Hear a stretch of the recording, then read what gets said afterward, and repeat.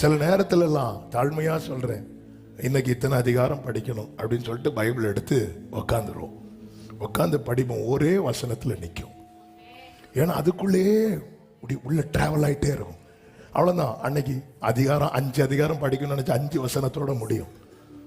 ஆமே, அதுக்குன்னு 5 வசனம் படிச்சுட்டு என்ன கர்த்தர் உள்ள டிராவல் பண்ண வைத்தாரலாம் அந்த சாக்கு.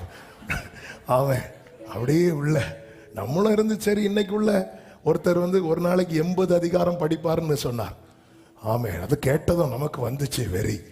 நேராக போய் 80 காலையிலேருந்து இருந்துருவோன்னு சொல்லிட்டு உட்காந்தா ஒரே வசனத்தில் அப்படியே நிற்கிறோம்.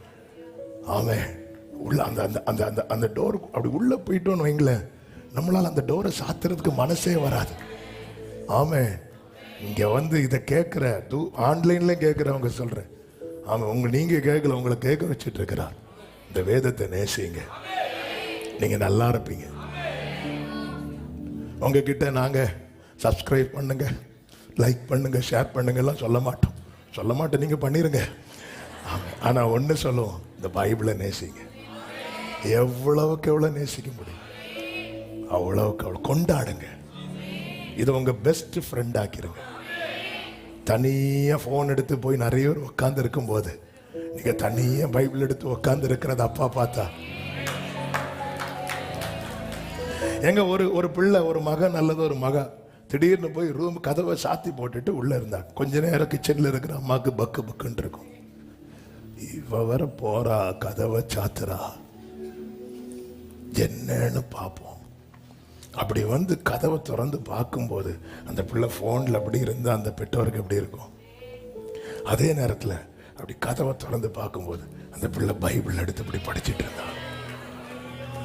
ஹல்லேலூயா, ஆமென். அந்த ரங்கத்தில் இருக்கிற உங்கள் பிதா. நம்ம அப்படி கதவை அடைச்சிட்டு இருக்கும்போது அப்பா பார்க்குறாரு, இவன் ஏன் கதவை அடைக்கிறான் தனியா பைபிளோட? ஆமென், ஹல்லேலூயா. நமக்கு பைபிள் படிக்கலைன்னா ஏதாவது ஆயிருமோ, இந்த ஒரு விதமான பயம் தான் இந்த பைபிளை படிக்க வைக்குது, ஜெபிக்க வைக்குது. ஆமென். அப்பா கிட்ட அன்பா பேசணும். அப்பா பிதாவை என்று அழைக்கும் புத்திர ஸ்வீகாரத்தை தந்திருக்கிறார். வேதத்தை நேசிக்கிறவர்களுக்கு மிகுந்த சமாதானம், அவர்களுக்கு இடரல் இல்லை.